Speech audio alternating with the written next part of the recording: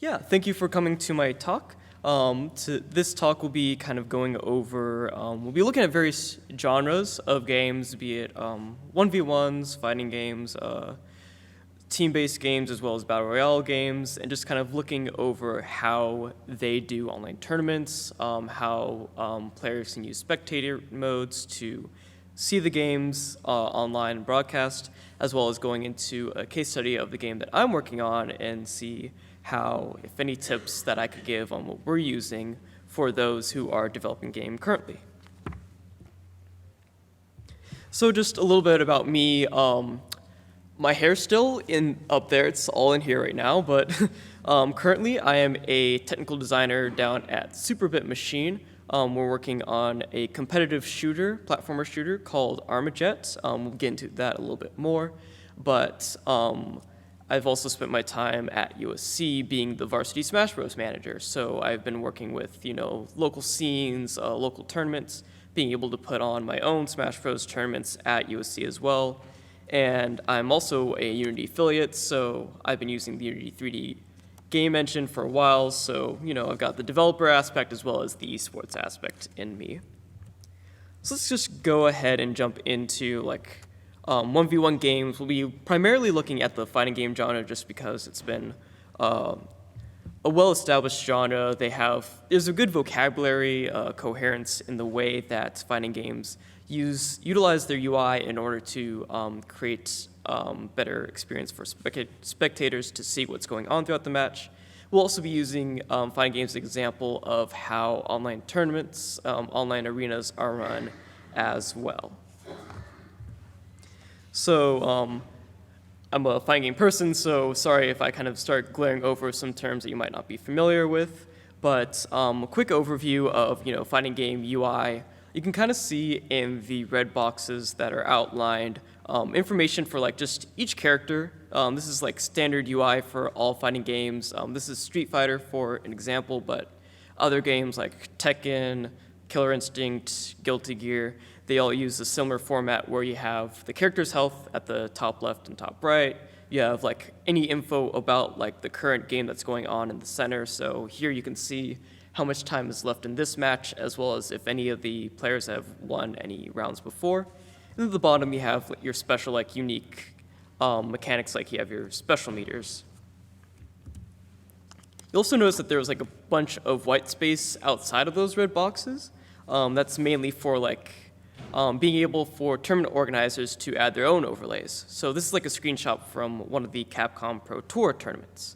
You'll notice they'll also have their own overlays. So Capcom, they wanted you to know, okay, who's playing. You can see Infiltration's name and his organizer. Same thing with Tokido's on the right-hand side.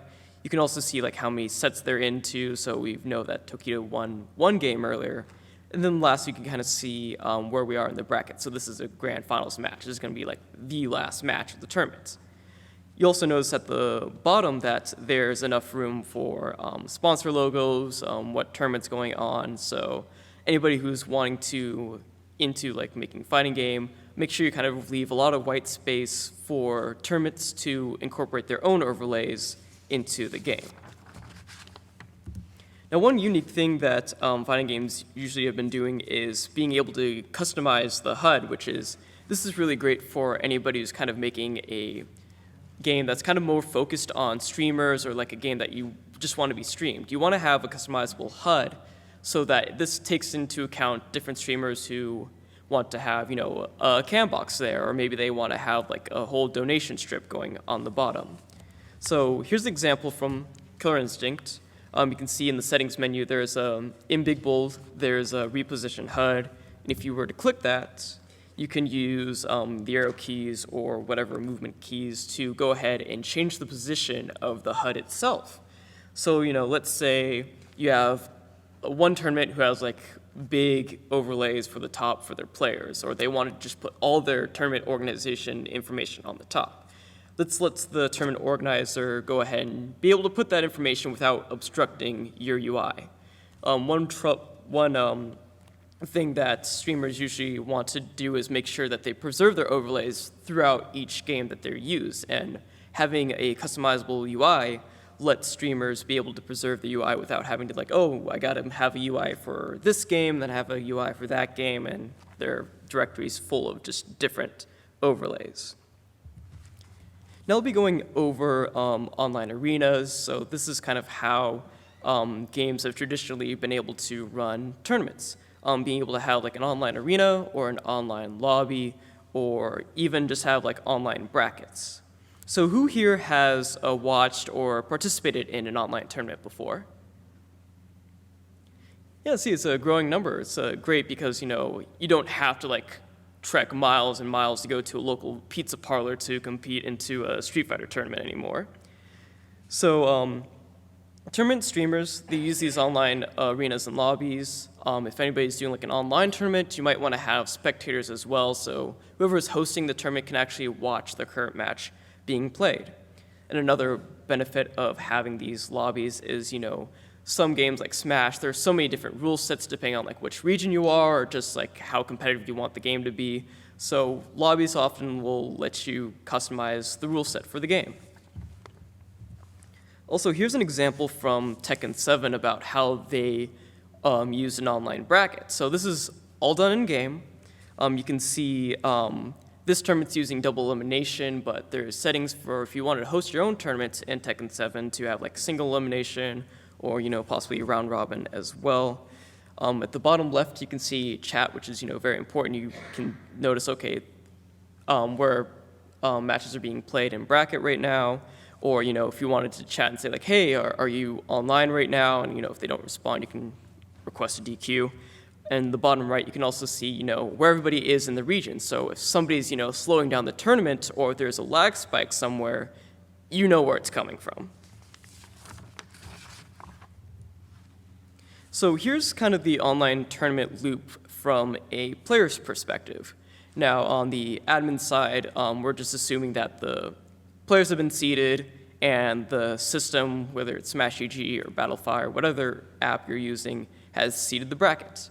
So players would check in one at a time for their match. So let's say player 1, he's checked in for his match and now he's waiting for player 2. You know, sometimes keep in mind that player 2 might not always check in, so you have to leave room for a way to, you know, DQ after a certain time. So anybody who's interested in, you know, developing a third-party tool or even developing in their own game to create an online tournament, you want to keep in mind a system for, you know, checking in for players to make sure that they report for the match on time.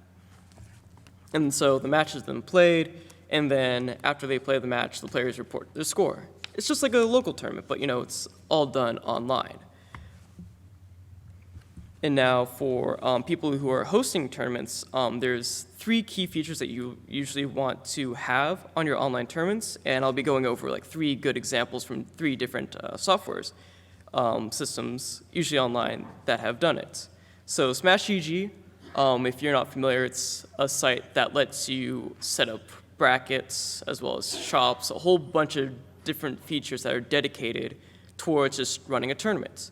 So SmashEG, you can create, let's say you want to do a double elimination tournament. You can set up the bracket from there. You can even seed the players.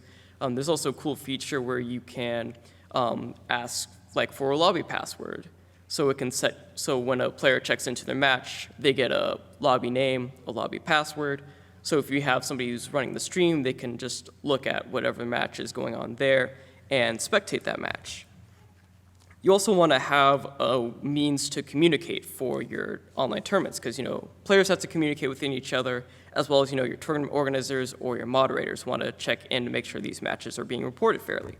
So I'm giving the example here of Discord being pretty good because you can have like everybody who's in the tournament just set up onto that Discord channel as well as a few dedicated like voice channels or text channels for communicating like, hey, we have a match right now.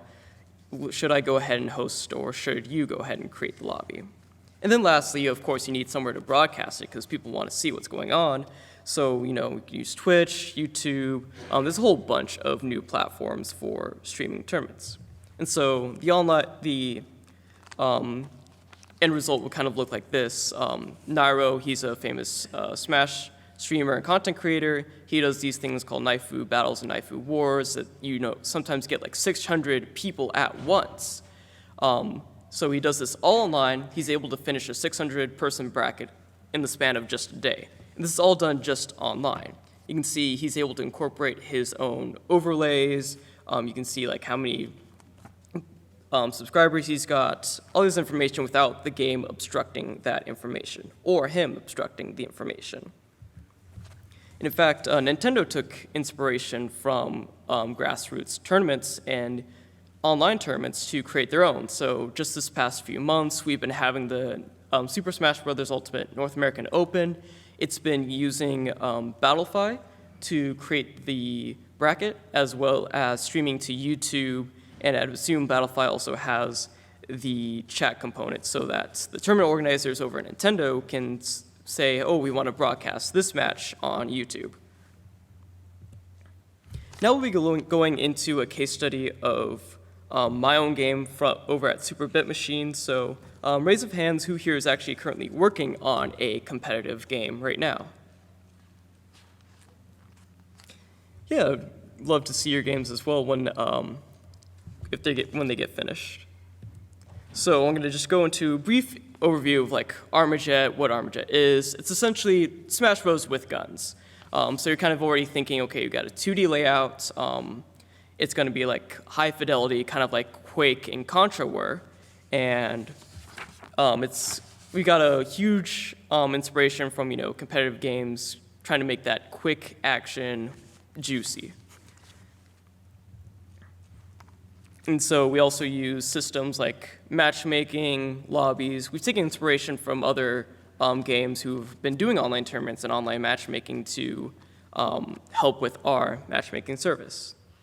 And one unique challenge that we have is because we are both on PC and mobile, we're trying to create a universal experience. So, whether you're on your phone or whether you're on your laptop, we don't want you to have like a clear advantage, like, games that are like shooters or battle royale games that it's like, oh, if you're on a PC, you've got a clear advantage because you have your mouse and everything. Because we're a 2D game, we want to make sure that the same fidelity you get on your PC is the same that you get on your phone. And we want to incorporate this as well, this principle of a universal experience with our UI too, which helps with our online tournaments and on our online streamers. So we aim our UI to be two things. The first will be modular. So you can kind of notice that we keep a very minimal UI. Behind the GIF, you can see we don't have too much to our UI. So this allows our content manager, he actually created all these overlays that you see for the community. So these are all out in the public. So if you wanted to just say, hey, I wanted to start streaming Armajet, where can I start?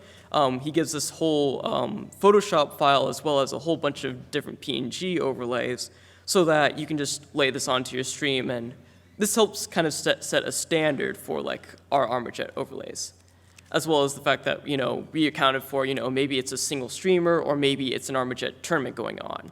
So we have options for if you want a cam box or if you want team scores being displayed at the top.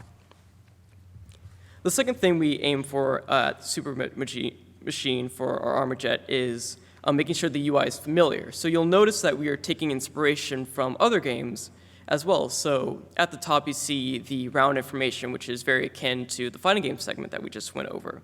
You see the timer in the center as well as the score on the left and the right. You'll also notice you'll see kill feed at the top right, which is, if you're not looking directly at the action, you at least know what's going on. Or, what if there's like a bunch of particle effects, like, wow, what just happened? This was an amazing play. You can see that kill feed just kind of queue up with a whole bunch of different components. Another thing we also do is, when you've got low health, we apply a sound filter and a blood filter to the screen so that you can clearly see that this person's in low health and, either this is like a dire situation for them. We also use features like 3D audio and a spectator mode so that it kind of creates a better experience for those who are viewing our tournaments. Our next section will be going over into 3D team-based games that are like a little bit larger, so this section will be a lot focused on how cameras play a role in spectating and online tournaments as well. And so team-based, it's kind of a general topic. So we're going to be looking over games that are like third-person, games that are first-person, or even games that are top-down as well. But they've all got similar perspectives to them, and they've got similarities in the way their cameras are set up. So who here has actually played with some of the spectator modes in 3D games? Yeah, if you haven't already, you should definitely check them out. They're a lot of fun just to play like director essentially and just like get cool shots on replays. So there are 3 different kinds of cameras or types of cameras that spectator modes focus on. So the first one is a focus cam where you're focused on a single object or a single player. It's kind of like putting the spectators in the shoes of that professional player and like going through their emotions, seeing what's going on. Rocket League does a really good thing with this where you can, for whoever you're spectating on, you can also see like their stats. So if you're spectating on like let's say player 1 for the blue team, you can see, okay, how many shots they've done, all in the bottom left corner, so it's not obstructing the game at all. The next type of camera I'll be going over is the free cam for whoever is like hosting the tournament or whoever's controlling the spectator mode. They can just freely control it. It's kind of like, I guess, no clipping back in the days of Half-Life 2, where you just kind of take control of the camera completely, which is really great for like, if you've got one player's perspective, you might not be able to see all the actions going on, so if you just kind of pan it back a little bit, you can see the whole firefight that's happening. And then last, there's a hotspot cam, which these are like put at different spots over the map. So if like there's a big choke point or that there's going to be a huge spot where there's going to be action, this is where you want to just immediately snap to. Now the benefit of using a hotspot cam instead of, why not just use a free cam and just move over there? Let's say we've got a big play that's going to be going on, it only lasts like 3 seconds. Sometimes you can't get there from wherever you are in the free cam to wherever the action is. So if you have a camera set up to look at the action and you just switch to it in a millisecond, then you're not going to miss that big play that's going on. And the next very important thing for team-based games is making sure that you can display enough info that's going on, but not too much, because you don't want too much clutter to show on the screen. So here's a screen grab from Overwatch, how even though there's 10 different players and there's a whole bunch of different like gimmicks going on, you have the general idea of like what's going on in the game. So you can see players, how much health they've got, how much ultimate they've charged. So if they've got their ultimate ready, a big play is going to happen. And then you also know like shield. For round information, how many seconds it's going to take until the capture point's being captured. It keeps it keeps the spectators informed even if you're only looking at one perspective. And then we'll be going over into the ever-popular Battle Royale genre. So the whole focus with Battle Royale is, it's massive. We got 100 players, we've got huge amount of teams. How do we, take the principles that we've learned in team-based games and expand it out into Battle Royale?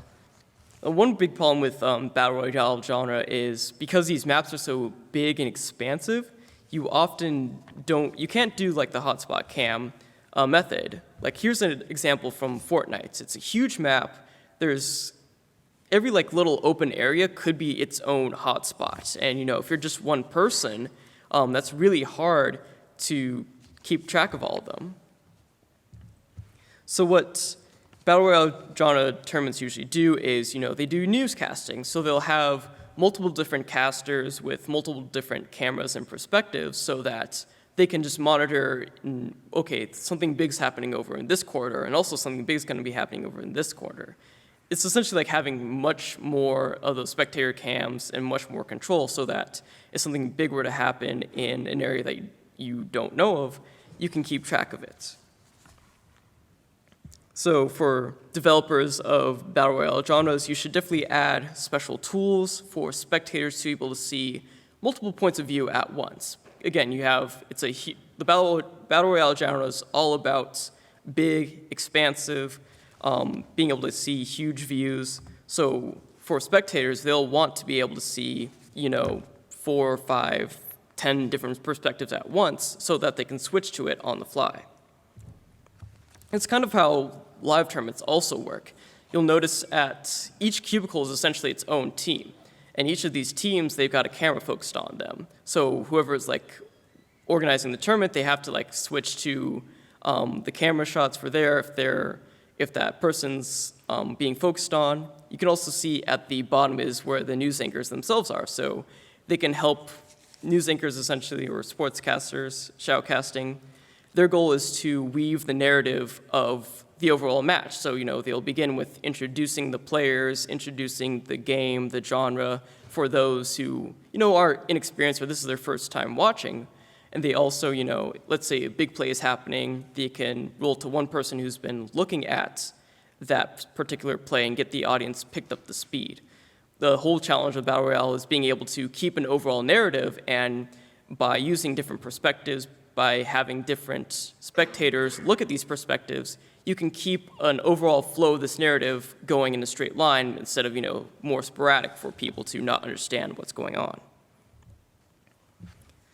And for the UI for Battle Royale games, you'll also notice that it's very, very minimal because you want to make sure you can see how big the map is, what crazy things are going on. So you'll notice for each player, you only see which item they've got currently equipped, what their name is and how much health they have, but you don't get too much else.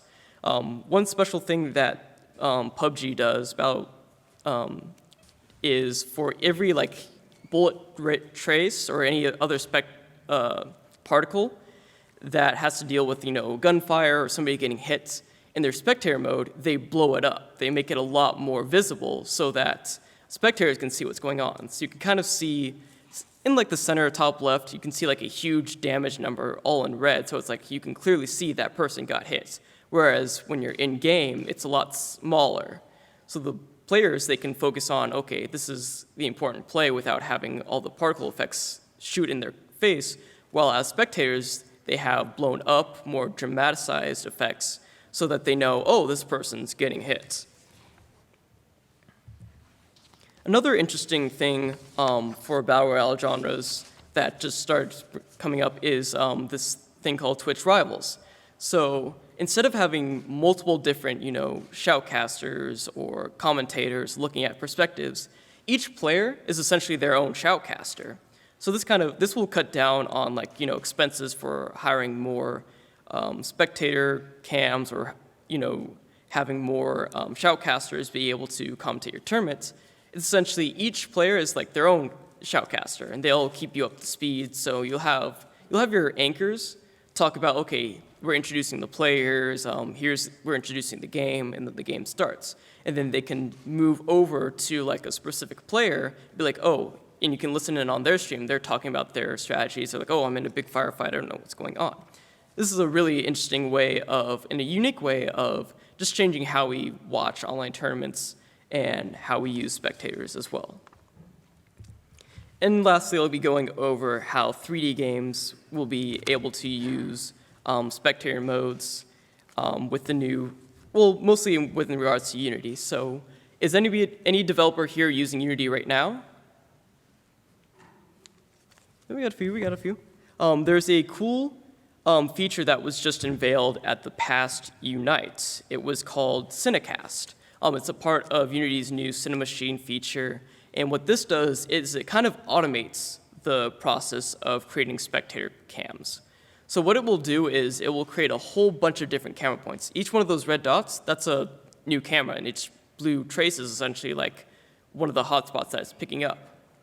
So with each of these cameras, you can create a parameter for them. So, let's say I want a game that looks at that, if there's a bunch of players huddled together that, scores higher on my camera system, or, if there's a bunch of different enemies or loud sounds grouped together, then I want to focus in on that. The Cinecast system will automatically give you the best 5 views so that, whoever's controlling your camera can always look at whichever 5 best cameras or like views are going on, and you can just switch to them automatically. So this accounts for, focus cams, free cams, hotspot cams. It's a way of just completely automating it instead of, having to go in on yourself and find out these views. So quick recap of this talk. Important thing for spectating is making versatile cameras. You have your free cameras, you have your hotspots, and you have your focus cameras. Having it dramatize the effects for spectators is really good, especially with Battle Royale games where, it might be hard to see if somebody's getting hit or where a bullet's coming from so that spectators understand what big plays are going on. Next, make sure that UI effects are also customizable because a lot of streamers will have their own unique effects or their own unique overlays. And we want to be kind to them. We want to be like, hey, if you want to keep your donation stream, I don't want to have my UI interfere with your streaming. And lastly, for online tournaments themselves, making sure that you have the right features for your lobbies, being it chat systems, a way to check in, check out, and spectators, so that players can broadcast their own tournaments. And that's it for my presentation. Are there any questions?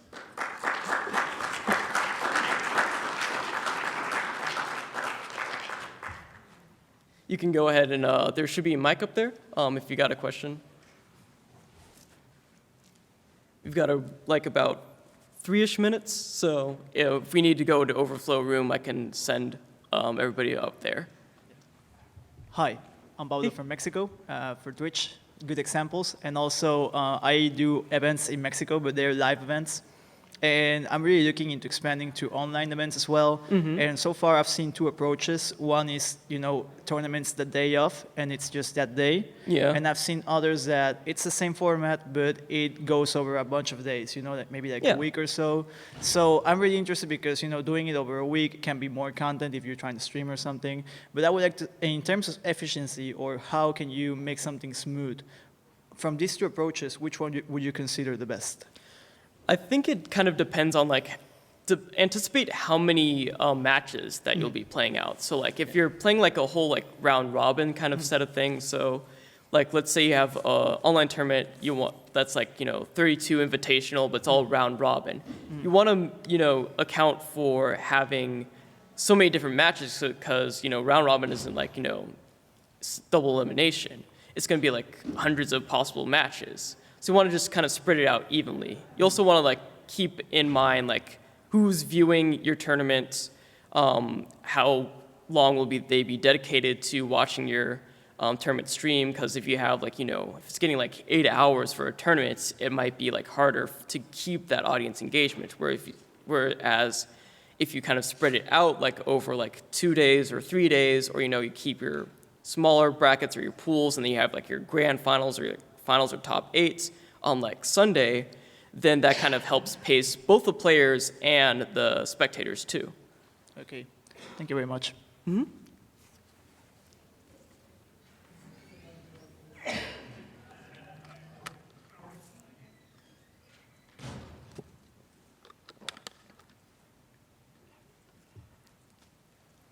Sweet. Thank you all for coming out. It was great being able to give this talk, and I'll see you guys on the GC show floor.